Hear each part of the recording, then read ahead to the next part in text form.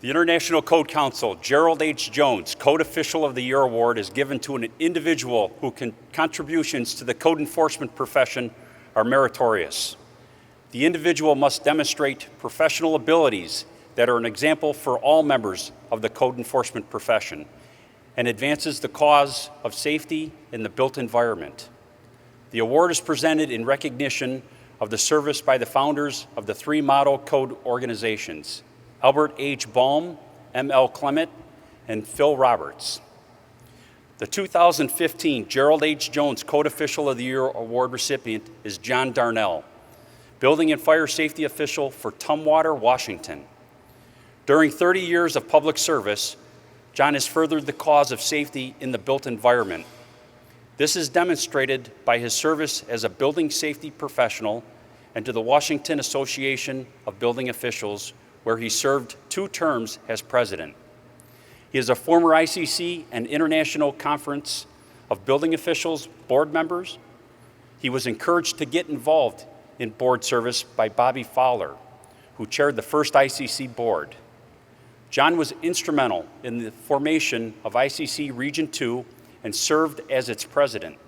He served on the International Fuel Gas Code Drafting Committee. He is known for his integrity and continues to be an example for all of us in the code enforcement profession. John is a mentor to many and always finds time to assist with a concern or issue. He provides advice and words of wisdom, yet allow those seeking his guidance to choose their own path. Congratulations, John, our 2015 Code Official of the Year Award. John, please come up to the podium.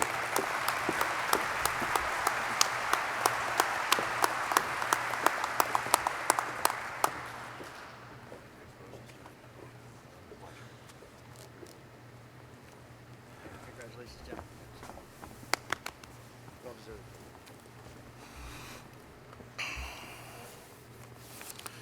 When I was writing my comments for this, I had a few lighthearted jokes in there, and my advisor told me there wasn't a good joke teller, so I took them out. And then at the last moment, my wife took my smartphone away from me, so I don't feel quite as smart this moment as I did a while ago. So,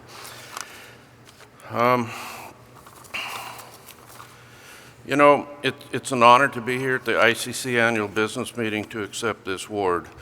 I would like to thank the ICC Board of Directors for honoring me with the Gerald H. Jones Code Official of the Year Award. I would like to thank David Spencer, Paul Ilg, Cindy Summers, Jim Brown, and the members of ICC Region 2, the permit techs around the country, and many others who supported my nomination for this award. They supported my nomination for this award because I have done what I have done to support them in accomplishing their goals. Some were struggling with a way to reach their goals. Others didn't have a particular goal, but knew they wanted to be more than what they had. They just needed a little encouragement and guidance along the way. I've had many great people to help me out. Bobby Fowler, whose name has been mentioned numerous times. Bobby was a great person. I loved him. You know, Paul Heilstead, Dave Bassett, Paul Edgerton, Jim Manson, and especially my dad, to name a few, who have gave me guidance along the way. Because I was encouraged and guided by my mentors, I was able to achieve my goals. It was obvious to me that I had a responsibility to pay it forward. Steven Spielberg once said, "The delicate balance of mentoring someone is not creating them in your own image, but giving them the opportunity to create themselves." I have tried to keep that in mind as I've worked with people. I became a building official in 1985 when I decided that my back and my arms were no longer going to hold up to the rigors of construction. I joined the Wyoming Conference.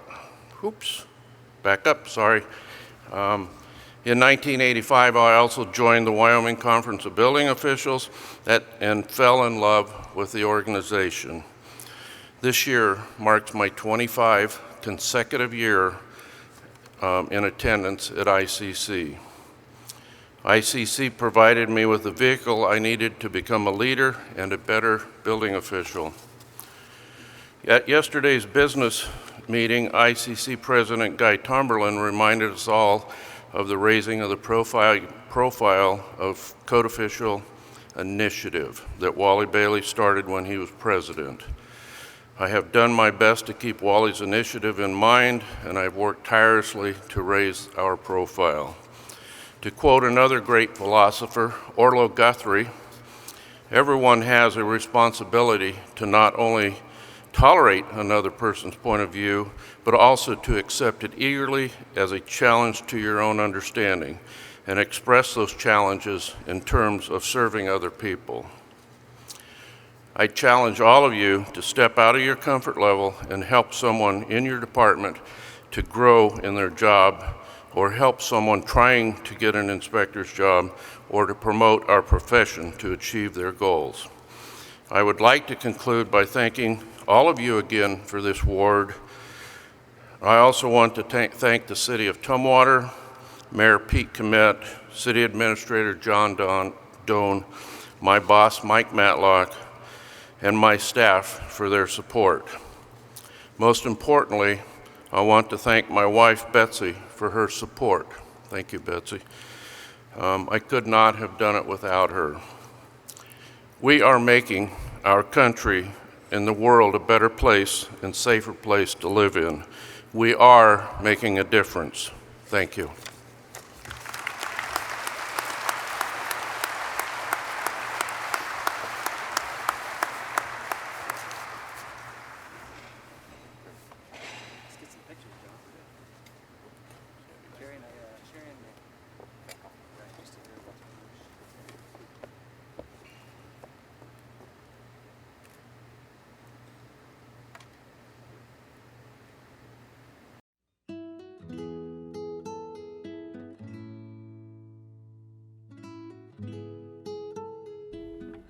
Being the recipient of the Gerald H. Jones Award is probably the height of my career. I never expected to get recognized for such an award. It made me feel very humble, but at the same time I was very excited to get the call. What got to me about becoming a building inspector was the opportunity to learn. I always loved as a carpenter because I would work on different jobs all the time, and I always had this experience, or this occasion to learn. And when I got into the building code industry, I realized that it was just a huge area of learning, that I thought I knew code, but it turns out I didn't. And so I just become like a sponge trying to absorb the whole industry and the codes, and every day was a new learning experience for me. And so that's why I got extremely excited about becoming a building inspector. I've had quite a few accomplishments in my career, but the ones that really stand out to me was when I became a certified building official, which was extremely exciting. And then coming to Tumwater was really rewarding to me, because I was also assigned the duties to enforce the fire code for construction. Another highlight of my career was when I got elected to the ICBO Board of Directors, and then eventually on to the ICC Board of Directors. I still, after 30 years of being a code official, I still love the business of code enforcement and working with developers and homeowners and doing code research. I had many role models over the years, probably from the beginning. The electrical inspector, they encouraged me to apply for the job and help me get started. But in the ICC world, I had Jim Manson, I had Paul Edgerton, who were both presidents of ICBO at the time. When I really started feeling the difference was when Bob Fowler appointed me to my first code in the mid-1990s.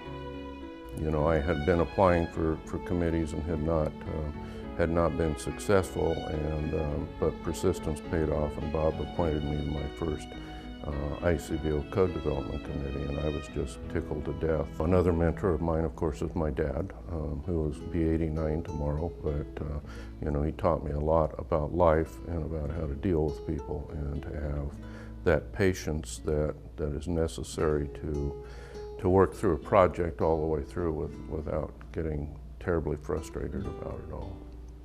Us baby boomers we've been doing a lot of talking over the last 10 or 15 years about how do we get new people involved in the industry, how do we get more code officials coming on board. You know, their learning techniques are different than what we're used to, the tried and true, and so, you know, you have to adapt your way of thinking and your conversations with the younger people in order for them to get what you're talking about and kind of get the excitement of being a code official. I've always told people that, you know, it's not about just being a code official, it's about being the passion to be a code official and really love your job. Being involved in public service as a government official is extremely rewarding. You know, I do work for the government, but we're here truly to serve the public and the citizens of our community and the greater community beyond Tumwater. But, you know, being able to assure that people are safe in their homes, or as safe as they can be in their homes, and you know, that people where they work have safe buildings to work in. All things considered, a good day at City Hall is when we've successfully helped a homeowner or a developer at the counter through some difficult times, help them understand the permitting process, and then, you know, having them actually acknowledge that, you know, they understand what we're doing now and they feel better about it and are happy to continue working with us. I think that's where the reward comes back, is that you've done the best job you can to help educate the applicant at the counter and then have them thank us for all the help we've done. I think as a code official or building official in this industry, integrity is ultimately, you know, the highest achievement you can have. If you don't stay true to yourself and stay true to the code and the goals of the community, then you're losing ground, and you will lose respect from the people that you're doing code enforcement with, your permit applicants and your staff. So it's critical that you maintain that integrity and, you know, the basis of let's go back to the code, let's see what we have to do here. Let's make the right decision, which is a very tough deal in some communities to always make that right decision. But I have strived all of my career, even if it's the hardest decision in the world, and it's going to create some political outfall, to make the right decision that I think is good for the community.